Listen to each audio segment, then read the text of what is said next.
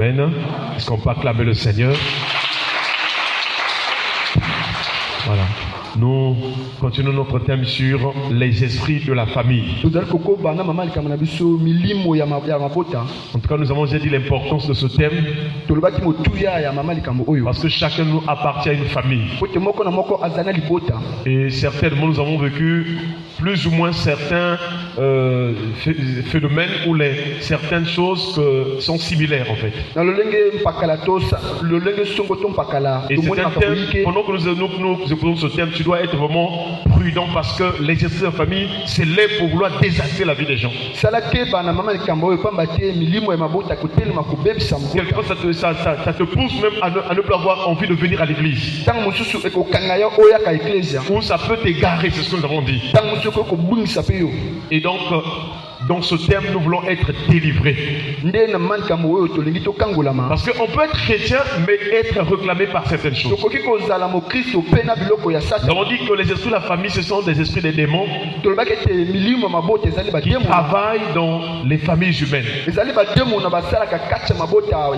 Et comme ce sont des démons, ils travaillent pour le compte de Satan. Ces esprits-là connaissent la famille. L'origine, les situations qui se trouvent dans la famille, ils les connaissent. Ce sont ces esprits qui informent aux charlatans, aux marabouts. Quand les marabouts rencontrent une personne, ils cherchent d'abord à entrer spirituellement dans la famille pour connaître quel est le type de famille. Parce que le charlatan ou bien le marabout, lui aussi a des esprits. Et par la divination, il rentre pour savoir ce qui se passe dans votre famille. Donc, nous avons dit qu'en tant que chrétiens, nous ne devons plus être paniqués par des programmes qu'on donne, des prophéties qu'on donne. Parce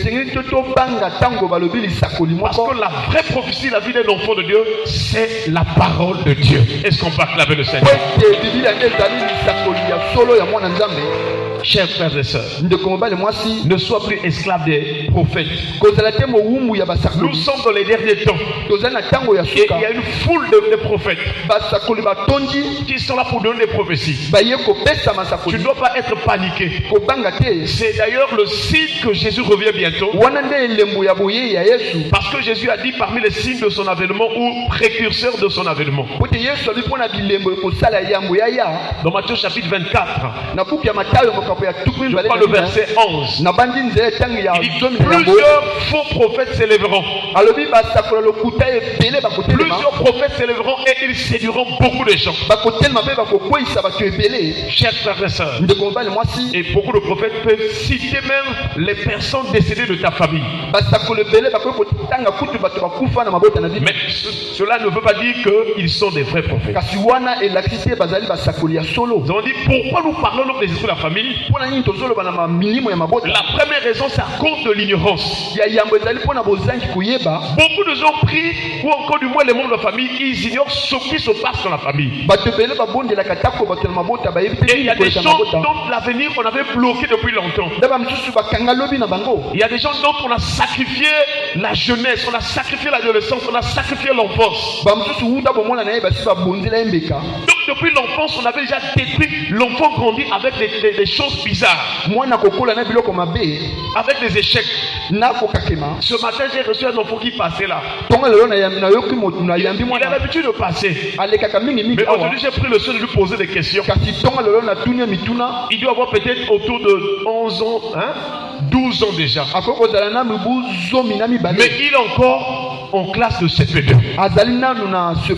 Est-ce que ça vraiment c'est une bonne chose? Non. C'est-à-dire que l'avenir de cet enfant était sacrifié par des esprits. Parce qu'à 12 ans, à 12 ans, on peut être peut-être déjà au collège. Mais lui, il traîne encore en classe de CP2. Et j'ai pris le temps de lui poser des questions. Tu reviens du haut de l'école. Montre-moi ton cahier. Il a sorti un cahier là vraiment, ni tête ni queue. J'ai dit, bon, qu'est-ce que, montre-moi la date d'aujourd'hui, la date. Il me montre une autre date. Et je lui ai posé la question, qu'est-ce que vous avez écrit? Ce sont ces phrases-là que nous avons écrites aujourd'hui. Bon, lis d'abord. Il lisait autre chose. Mais il montrait du doigt, il montre que non, maman danse avec papa. Oh. Mais ce que tu montres, c'est pas ça. Il dit, c'est ce que nous avons fait. Donc, l'enfance a été sacrifiée.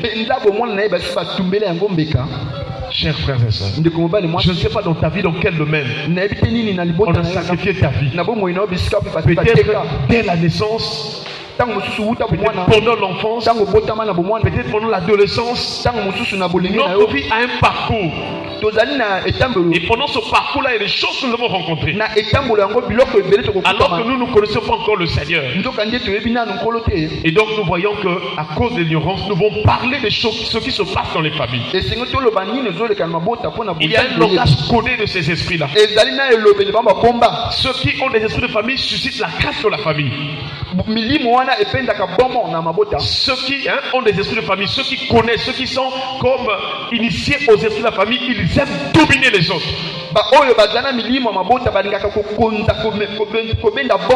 Nous avons vu Laban, il a dit, pourquoi as-tu dérobé mes dieux? C'est de notre texte de base. Genèse chapitre 31, le verset 30 à 32. Il est écrit, maintenant que tu es parti parce que tu languissais après la maison de ton père, pourquoi as-tu dérobé mes dieux? Laban, c'est l'oncle de Jacob. Et Laban est en train de dire à Jacob, pourquoi as-tu dérobé mes dieux? C'est-à-dire mes esprits qui travaillent avec moi. Donc, malgré que Jacob avait l'alliance avec Dieu, il était co-héritier de la même promesse avec Isaac. Cela n'a pas empêché que dans sa famille maternelle qu'il y ait des esprits. Est-ce qu'on peut acclamer le Seigneur? Et cela veut dire que nous aussi nous prions, nous sommes en Jésus, mais dans nos familles il y a des esprits. Chers frères et sœurs, si tu ne traites pas ces choses maintenant, il y a des gens qui sont arrivés jusqu'au niveau de pasteur, il y a des esprits de famille. Aujourd'hui, il y a beaucoup des hommes de Dieu qui travaillent selon les esprits de leur famille. Donc encore par rapport aux esprits qui sont reçus dans les bizingas qui sont passés. Et quand tu vois le type de délivrance, tu vois comment ils évoquent le Seigneur, tu vois comment ils prêchent, tu peux détecter que ça ne vient pas de Christ. Alléluia. Amen. Chers frères et sœurs, que Dieu nous délivre de toutes les influences là dans notre parcours au nom de Jésus. Et donc, Jacob répondit à Laban. Jacob répondit et dit à Laban, j'avais de la crainte à la pensée que tu m'enlèverais peut-être tes filles. Nous avons vu donc que dans le monde spirituel il y a ce qu'on appelle l'enlèvement spirituel. Dieu peut t'accorder la grâce, il te donne des opportunités. Quand tu arrives vraiment dans tes opportunités, quelquefois le diable vient ou par les esprits de la famille, il vole, il enlève. Pourquoi les fiançailles ça ne marche pas? Pourquoi le travail ça ne marche pas? Vous pouvez prendre deux personnes qui ont le même salaire, vraiment avec les mêmes traitements, vraiment dans leur salaire. Mais vous allez voir que l'un va réussir, l'autre aura des difficultés. Et ces choses-là viennent quelquefois par des esprits de la famille. Mais je ne suis pas venu pour te condamner. Je voudrais te rappeler ce soir, si tu as la foi en Jésus, si tu mets ta vie en ordre avec Jésus, parce que c'est là où est le problème. Les gens viennent à l'église, nous écoutons la parole, nous sommes conscients que Jésus est la vérité. Il peut tout dans notre vie. Mais le problème maintenant c'est à notre niveau. Nous ne voulons pas obéir à ce que Jésus dit. C'est dans l'obéissance que tu auras ta délivrance. Est-ce qu'on peut acclamer le Seigneur? Si tu ne comprends pas ces choses, tu vas aller d'église en église. Chaque pasteur a toujours sa théorie. Il y a des pasteurs qui peuvent te dire que moi j'ai vu où Dieu m'a dit. Il veut seulement te gagner dans son église. Chers frères et sœurs, la vraie délivrance commence dans l'obéissance de la parole. Regarde dans ta vie. Dans quel domaine tu as un problème d'obéissance? Si tu obéis, tu seras béni. Est-ce qu'on peut acclamer le Seigneur? Chers frères et sœurs, et donc nous avons vu que Jacob dit à Laban, mais périsse celui auprès duquel tu trouveras tes dieux. En présence de nos frères, examine ce qui t'appartient chez moi et prends-le. Jacob ne savait pas que Rachel les avait dérobés. Voilà donc notre texte de base. Et ce soir nous continuons encore avec un sous-thème: les réclamations des esprits de la famille. Jacob était sorti, il est parti avec ses femmes et ses enfants. Mais quand Laban a entendu cela, il a pris ses frères. Il a commencé à poursuivre. Parce qu'il voyait que dans la vie de Jacob et dans la vie de sa famille, il avait des droits. Pourquoi? Parce que Jacob a vécu 20 ans chez lui. Je ne sais pas là où tu as passé les vacances. Je ne sais pas qui t'a aidé dans tes études. Qui t'avait soutenu. Tout cela, ça fait partie qui donne la force aux esprits impurs ou bien les esprits de la famille de te réclamer. Maintenant que tu es chrétien, ne néglige pas ces choses. Il faut être dans la prière afin d'anéantir leurs œuvres. Jacob est parti, mais Laban fait de le poursuivre. Chers frères et sœurs, les réclamations existent. Qu'est-ce que la réclamation? C'est l'action de réclamer. C'est l'action de demander avec insistance. C'est l'action de s'adresser à une autorité pour faire reconnaître l'existence d'un droit. Je ne sais pas sur le plan spirituel qui est en train de réclamer ta vie pour dire que j'ai le droit de contrôler cette vie, j'ai le droit de bloquer cette vie, j'ai le droit de retenir un tel.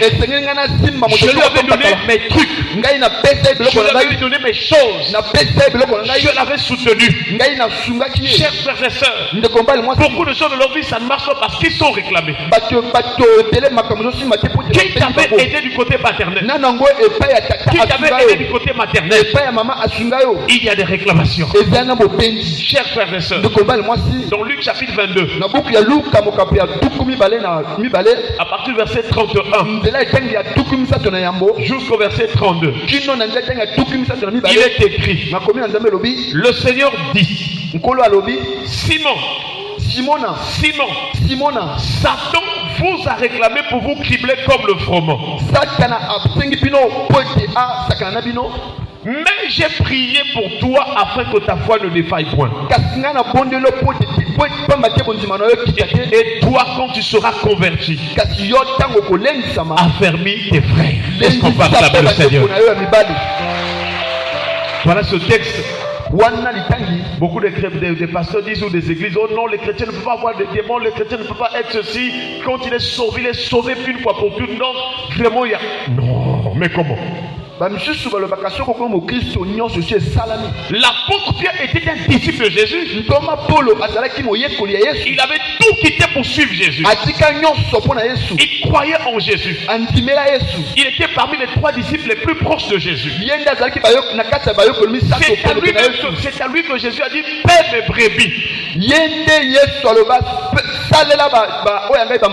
En quelque sorte, Dieu voulait montrer que par Pierre, il a chargé des gens pour prendre soin de son troupeau. Et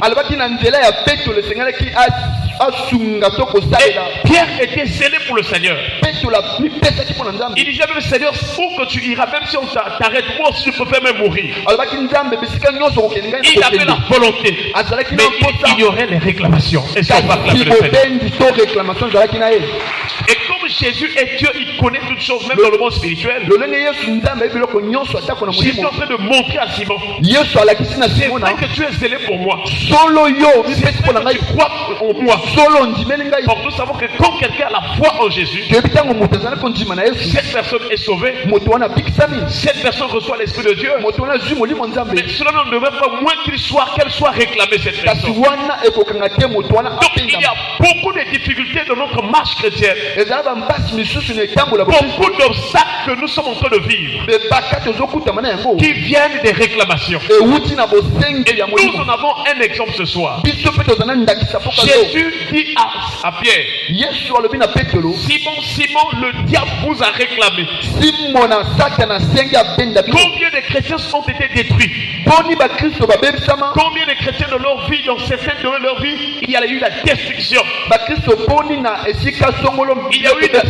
Il y a eu la régression. Combien? Mais d'où viennent ces choses? À cause des réclamations. Et Jésus a dit, mais j'ai prié pour toi. Je ne sais pas dans quel domaine tu es réclamé. Chers frères et sœurs, parmi les domaines où vous pouvez être réclamé, vous allez dire pourquoi les réclamations? À cause du système traditionnel des familles. C'est là où commencent les réclamations. Je ne sais pas les rituels de ta famille.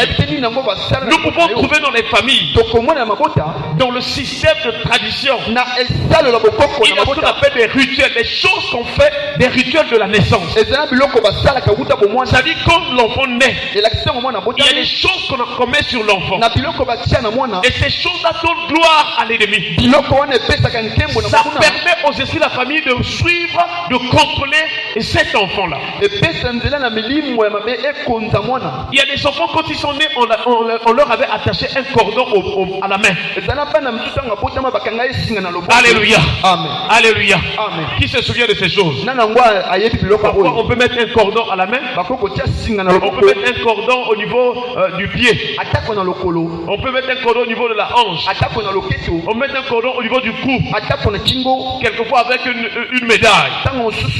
Toutes ces choses donnent la force aux esprits de la famille. Si vous avez fait ces choses, maintenant que tu as grandi, c'est vrai que tu as cru en Jésus, mais les démons viennent pour te réclamer. Alléluia.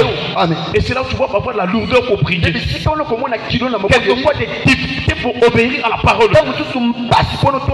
Voilà pourquoi Jésus dit veillez et priez. Chers frères et sœurs, il y a donc ces rituels de la naissance. On peut mettre aussi à d'autres les rituels, ce sont des os travaillés, les os. Et on peut mettre dans cette eau-là l'os d'un animal. Pour que l'enfant soit fort. D'autres encore, ce sont des feuilles. Et on fait laver l'enfant avec cette eau-là. Mais derrière, la feuille est naturelle. L'os d'un animal aussi est naturel. Mais d'où vient la force? Quelquefois, l'enfant commence à marcher avant l'âge. C'est que derrière ces os, derrière ces feuilles, il y a une puissance. Et cette puissance vient des démons. Chers frères et sœurs, il y a d'autres personnes encore. Quand l'enfant grandissait, on prenait l'enfant, on pouvait balancer l'enfant en l'air. On lance et on attrape. Et quelquefois ça accompagne des paroles ou bien des cris liés au totem ou bien aux esprits de la famille. Il y a des choses, parfois on invoque l'esprit d'un grand-père décédé. Il y a des familles qui ont des noms dominants, c'est-à-dire le nom d'un grand-père de la famille. Mais ce nom-là est dominant. Quand il y a une situation, on invoque ou bien on évoque ce nom-là.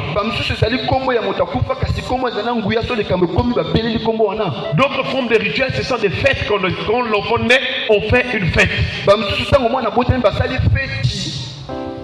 Et ces fêtes-là ont trait avec les sirènes. Il y a d'autres qui utilisent les colas, les biscuits, les bonbons, des fleurs. On peut dire que l'enfant s'habille par exemple en blanc. Si c'est une fillette, donc la robe blanche, les chaussettes blanches, les chaussures aussi blanches. Soki mwasi alati kazaka ya pembe mapapa sapatu ya Tout pembe. ça sont des rituels qui donnent la force aux esprits de réclamer cette fillette quand elle va grandir. Nyonso wana ezali makambo kosala po ete milimo esenga ependa mwana ntango kokola. D'autres encore, on a fait des rituels où on prend une poudre, hein, chaque fois on met sur l'enfant la poudre. Ntango mosusu bakotia putulu na elongi ya mwana. D'autres encore, ce sont des incisions pour que l'enfant soit fort. Ntango mosusu bakokata mwana ba ciseaux to ba gilet. Des incisions.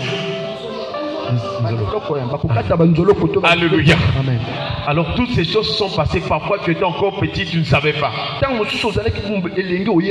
Et chaque fois là tu as des rêves, des animaux qui te poursuivent. Ça vient de ces réclamations là. Alléluia. Amen. D'autres rituels encore, quelquefois, c'est pour la beauté. On peut frotter, on peut mettre des choses, on peut prendre des feuilles. On mâche les feuilles et puis on peut dire souffler ou bien libérer par la salive sur le visage de l'enfant. On libère les salives sur l'enfant en prononçant des paroles. Mais toutes ces choses apportent ou bien donnent le droit à un esprit de la famille d'être avec toi. Des rituels d'attirance. Beaucoup d'hommes te suivent, mais il n'y a pas de mariage. Parce que ces esprits-là, quand ils viennent, ils peuvent te donner certaines choses, mais derrière, ils te réclament. Nous avons vu hier que quand les esprits de la famille agissent, ils te donnent des choses. Ils te donnent une richesse nocturne de la famille, mais en contrepartie, on réclame ton âme. Il y a d'autres familles qui ont fait des rituels pour que l'enfant se marie. Est-ce que ton mariage ou bien le mariage tu auras vient de Dieu ou bien d'une puissance des esprits de la famille? Un tel a la chance vraiment d'avoir des bels hommes, des hommes riches, excessivement des blancs. Un tel a la chance vraiment de telles choses. Il y a d'autres qui ont des chances dans les commerces, mais après c'est le malheur. Ce soir, chers frères et sœurs, nous devons comprendre que de la même manière que Pierre était réclamé, lui déjà qui était disciple à côté de Jésus, il avait vu beaucoup de mystères étant proche de Jésus. Il avait vu les mystères de la transfiguration.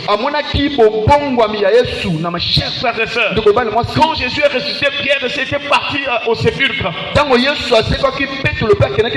Nous devons comprendre que si eux qui ont été des témoins oculaires ont vu Jésus, ils ont vécu des réclamations, combien à plus forte raison nous qui n'avons pas vu le Seigneur?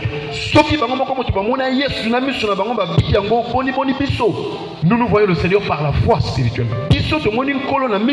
C'est par la foi que nous croyons en Jésus, donc nous le voyons par la foi. Alors nous voulons nous rappeler ce soir, peut-être qu'il y a eu des réclamations dans ta vie, mais ce soir c'est une bonne nouvelle. Parce que si tu crois en la vérité, j'allais dire, si tu rencontres la vérité de la parole, ça veut dire que c'est le temps de ta délivrance. Alléluia. Amen. Quand le Seigneur libère une vérité dans ta vie, c'est le temps de ta délivrance. Voilà pourquoi ça j'aimerais te rassurer. Si tu as la foi au nom de Jésus, ce Jésus qui a prié pour Pierre, afin que sa foi ne défaille point, il est le même. Il ne change pas. Maintenant que nous parlons, il est assis à la porte de Dieu le Père. Il intercède pour nous. Est-ce qu'on va acclamer le Seigneur? On va se lever de la prière. Nous allons remercier le Seigneur pour sa parole. Nous allons remercier le Seigneur pour sa parole.